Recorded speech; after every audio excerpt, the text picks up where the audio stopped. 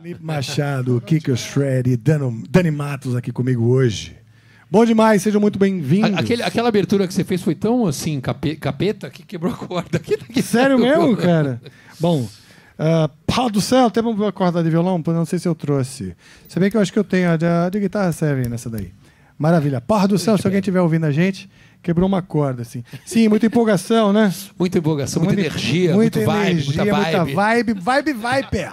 Viper. É a vibe Viper. Olha o corte. Maravilha, sejam muito bem-vindos. E aí, obrigado pelo convite. Obrigado vocês. Muito legal, pô. Estamos, acho que, num momento bom para o rock, eu acho. Um momento onde as bandas estão todas fazendo shows, a maioria dos meus amigos, pelo menos músicos, estão trabalhando. O público voltou a curtir rock, eu vejo crianças, os pais levando, né? Não sei se acontece com vocês isso. Eu tenho um barulho aqui no meu fone, eu vou tirar por enquanto. Pelo menos um. Está entrando um barulho aqui. E numa semana onde a gente lembra, com muito respeito, também com muita tristeza, o falecimento do nosso querido André Matos, irmão do Dani. Eu acho que o Viper é um símbolo também dessa representatividade, porque foi onde começou o grande legado, né, do André. Que se não fosse o Viper, né, eu talvez nem estivesse aqui. Então, sempre muito agradecido, muito grato a esse legado que a gente celebra hoje. Com certeza. E mais uma vez, a gente já tinha encontrado aqui outra vez, né, no seu programa Amplifica, a gente sempre lembra do André. E foi realmente uma figura que acabou unindo, né?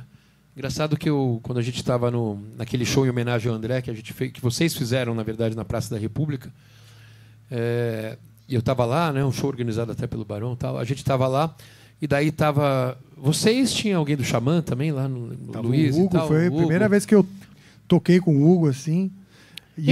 Então, justamente isso daí, eu tava com uma credencial Angra, Felipe Machado, eu olhei e falei assim, só o André mesmo para poder ter reunido, ter uma credencial do Angra com o meu nome.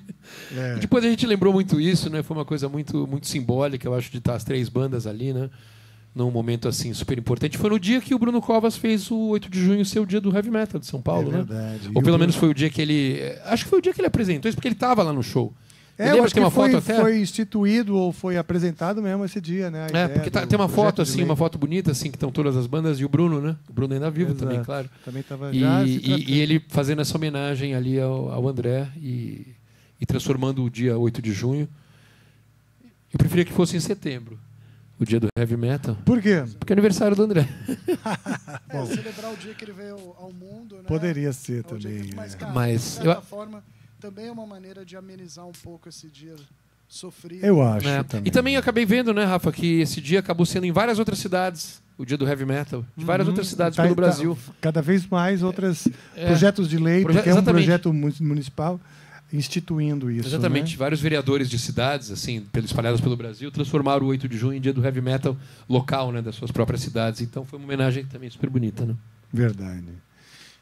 E Dani, bem-vindo também ao Viper, né? Agora, porque eu acho que da vez que você esteve aqui ainda não havia... Bom, também por conta de uma notícia triste, né? Sim. Por conta do falecimento do Pete, que o Dani entrou para o Viper, mas tudo a ver com a vibe, com esse senso meio família que o Viper sempre teve, né? Sim, eu nem imaginava que eu ia entrar no Viper quando eu estive aqui com você, né? Eu acho que o meu microfone ele tá meio indo e voltando. Tá molengo? Ele tá... Você tá me ouvindo bem aí? Tô te ouvindo, então tô te ouvindo. Fala Pessoal pertinho. da produção, vocês estão ouvindo o Daniel aí? Tá rolando. Tá, então ótimo. Então, mas naquele dia a gente falou mais sobre o meu trabalho como professor, né? E sobre as coisas que eu já fazia. Mas sua eu nem dança sonhava. pelo mundo, né? Foi pra Europa, passou um tempo lá, e a MPB, como ela pegou você, a faculdade. Nossa, aliás, assistam o episódio com o Daniel Matos. Cara, foi muito, muito legal o papo. Posso soltar aqui, ó? Tá, vou soltar esse daqui. Esse aqui quebrou a corda. Toquei com Mas graças a Deus nós temos outro Herto aqui. Não falei que eu tinha dois?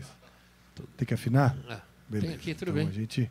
Temos um aparelho aqui que era para justamente afinar.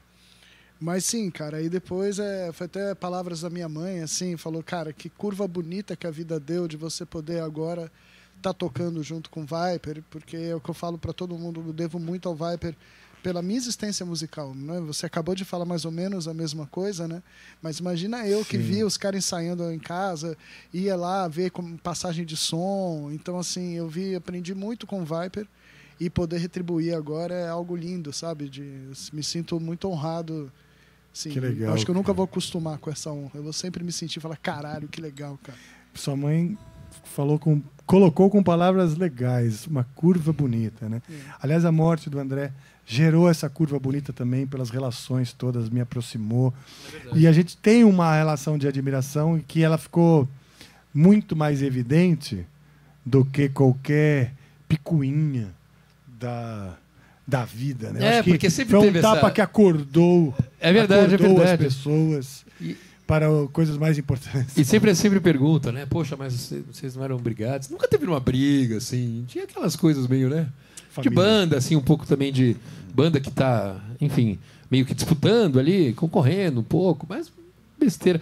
Agora, uma coisa que o Dani falou que é interessante. Eu lembro do Dani, assim, muito criança, né?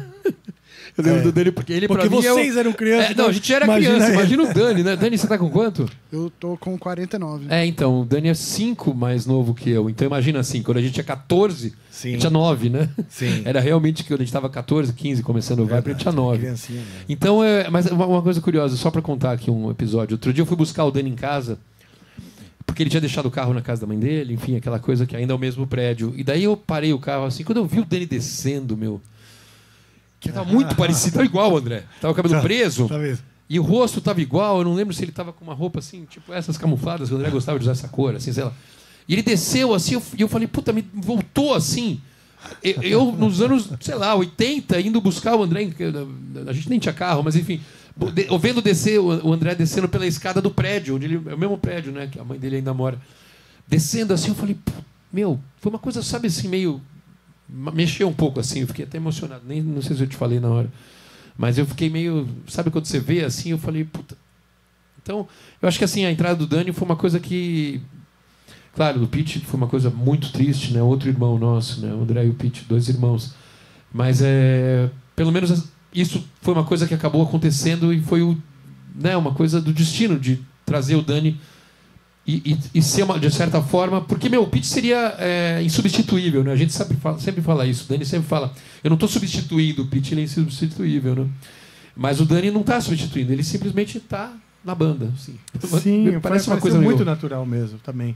Que eles fizemos recentemente um show juntos e estava terminando de vocês, eu vi vocês saindo do palco ali e a gente entrando e o Dani ali na vibe pós-show, com toalhinha, com vocês ali, super dentro, né? Faz todo sentido ser.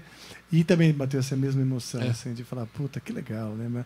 Uma coisa assim, de ver que as coisas são humanas, sobretudo. Os laços reais, eles existem.